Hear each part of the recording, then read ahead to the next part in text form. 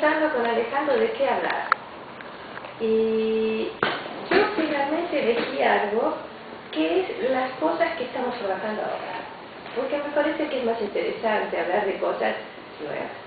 Espero no, ¿cómo decirles?, decepcionarlos. Bravo, ese viejo. Estamos trabajando en la parte más abstracta. Pienso que tiene un interés. La razón por qué me quedé en la teoría un poco también son los avatares del destino y porque me interesó. Finalmente me interesó cuando yo me fui de acá, era para hacer una tesis sobre las relaciones entre capitalistas y terratenientes. Y para eso me puse a estudiar la renta. Había que estudiar la renta, hice una cosa teórica en mi tesis de doctorado. Hay un capítulo sobre la Argentina, pero en vez de aplicar es un capítulo de por qué la renta. Era explicar todo. Y después también son los avatares del destino. Nunca pensé que no iba a volver acá. Incluso tengo la carta firmada por el que era de acá, que decía que cuando yo volviera me reincorporaba. Bueno, ahora volví. Bueno, vos tendrías que venir con la carta acá. Tengo la carta. Para reclamarle arroba. Tengo la carta. ¿También puede disfrutar del cultivo económico? Ya hago otra cosa. Entonces cuando tenía que, no apliqué, sino que era por qué la renta, ¿no? Y después quise volver, pensé que iba a volver acá y fue el golpe. Y entonces en vez de volver acá, conseguí un trabajo en México y me fui a México y ahí me quedé. Esta es un poco la historia. Entonces, el tema que elegí, lo que estamos trabajando ahora es el problema del desequilibrio. Y este es un tema central y que lamentablemente fue en los últimos años bastante dejado de lado en casi todos los enfoques. ¿Por qué es importante? Es importante porque en la sociedad de mercado es una sociedad descentralizada. Y una sociedad descentralizada es una sociedad donde los individuos actúan muy independientemente de los otros y toman decisiones entonces descentralizadas que a priori son incompatibles. Los precios surgen de la confrontación de esas decisiones. Y si esas decisiones no son compatibles, como es lo más probable que sea, porque dado que no hay ninguna razón para la cual cada uno decida por independencia de los otros y sean compatibles las decisiones, los precios van a cambiar. Entonces, esa es una situación de desequilibrio. Y el equilibrio se entiende como una situación de reposo en la cual los precios no varían. Entonces, la regla en el capitalismo, que es la fase más avanzada de la sociedad de mercado, es que los precios cambien y que haya desequilibrio. Y lo interesante entonces es explicar cómo se determinan las variables económicas en una situación de desequilibrio. Cómo se determinan los precios, las cantidades, todas las. Y ver y explicar también cómo van a variar las variables económicas en función del comportamiento de los agentes, es decir, en función de las decisiones que van a tomar los agentes. Entonces, la noción de equilibrio va a aparecer como el corolario obvio de una teoría del desequilibrio. Es decir, va a ser el caso particular en el cual las decisiones son compatibles y los precios no van a cambiar. Esto es un corolario, digamos, de una teoría del desequilibrio.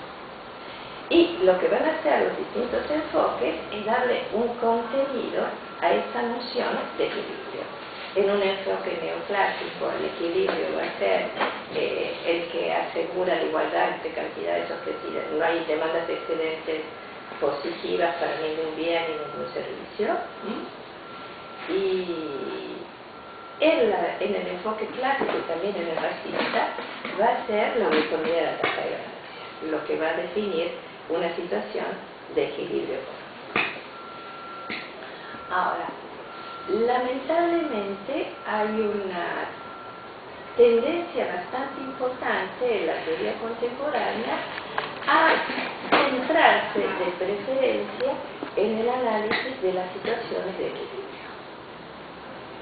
Y había estudios de desequilibrio, hubo estudios del ciclo, tradicionalmente existieron ese tipo de cosas.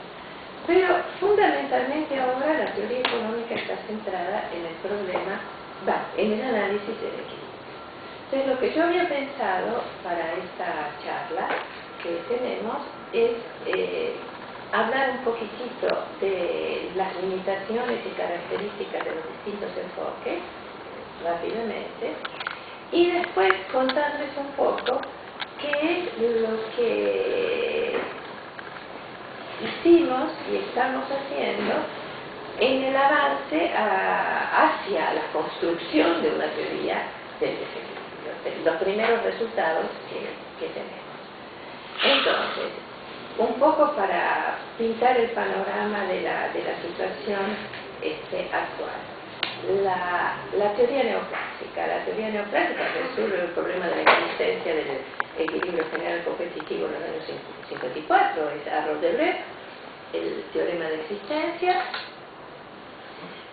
Lo hace sobre condiciones generalmente aceptables, eliminación libre, continuidad y homogeneidad de grado cero de las funciones o correspondencias de demanda excedente y la ley de Barras. No son cosas muy restrictivas, eso resuelto desde hace, que son más de 50 años. El problema es que el equilibrio general competitivo es el resultado de un proceso de ajuste. Y eso Barras decía, una vez que encontró el número de ecuaciones, ya demostré que existe el equilibrio, ahora viene el problema más interesante, más importante. Hay que estudiar cómo se llega a él, que era lo que decía Barras, que es el problema de lo que se conoce del estudio del proceso dinámico que nos lleva al equilibrio, que es el problema de la estabilidad. Y ahí los resultados no son tan buenos como para lo de la existencia, porque está demostrado que para que el equilibrio general competitivo sea estable, hace falta condiciones restrictivas y arbitrarias. Es decir, o el axioma de la preferencia agregada para las funciones de demanda excedente agregada, o la idea de que todos los bienes son sustitutos juntos, es decir, no hay bienes complementarios. Entonces, esas son condiciones restrictivas y arbitrarias. Además, y que depende entonces de la forma de las funciones de demanda excedente agregada. Y se demostró después, y ahí tenemos un argentino también, porque son Sonnenschein, Mantel, Rothmantel y De Bruyne. Anything goes. Sí, ¿Qué el capítulo 17, ¿Qué? el famoso libro de economía, el de, ¿cómo se llama? De Mascoler. Entonces, es Mantel y Sonnenschein y De Bruyne que mostraron que las curvas de las funciones de demanda excedente agregadas puede tener cualquier forma. Siempre se van a encontrar dotaciones, distribución de dotaciones, conjuntos de preferencia y conjuntos técnicas que justifican cualquier forma de las curvas de demanda excedente. No sé si conocen la historia, que parece ser que Mascoler firmó. Sí. Sí. Joan Anderson. Sí, y resulta que él mostró que puede existir fundamentales que justifican esta forma de la curva de... Entonces, no hay ninguna razón para que el equilibrio general competitivo sea estable. Ninguna. Ahora, la cosa todavía es más profunda, porque no solo el planteo barrasiano es inestable en general, sino que también la teoría neoclásica no sabe decir, no puede decir nada acerca de los precios en desequilibrio. La regla del subastador es arbitraria. Se sabe que si hay exceso de demanda va a aumentar el precio y si hay exceso de oferta lo va a bajar, pero ¿a cuánto? No se sabe a cuánto. No hay ninguna regla, Entonces, los precios de desequilibrio están totalmente determinados de manera exógena. No están relacionados con el comportamiento de los agentes. Y hay una frase interesante de Hahn, la tengo acá para leerla, que dice que entonces el equilibrio general competitivo es arbitrario y carente de fundamentos. Si quieren, después les doy la referencia. Es una frase de Frank Hahn del 87 y dice además que si tuviéramos una teoría de la formación de precios basada en los cálculos racionales de los agentes, la noción de equilibrio sería entonces el corolario natural de dicha teoría. El problema es que no se tiene. Krebs, también hay una cita de Krebs interesante del 90 ya, que dice que es una estrategia riesgosa de investigación cuyos resultados son muy distintos. ¿Sí?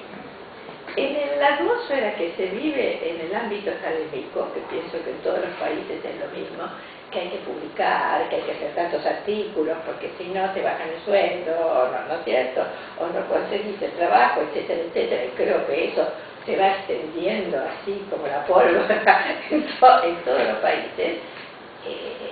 Es eso que hace que sea ISIS, además de las dificultades académicas de investigación, que es un campo nuevo y todo lo que eso implica, institucionalmente es una estrategia de investigación riesgosa. Entonces, algunos nos animamos porque decimos vamos a hacer lo que nos gusta, lo que nos parece importante, y ya tenemos una edad donde podemos darnos el lujo de hacerlo. Entonces, pero no hay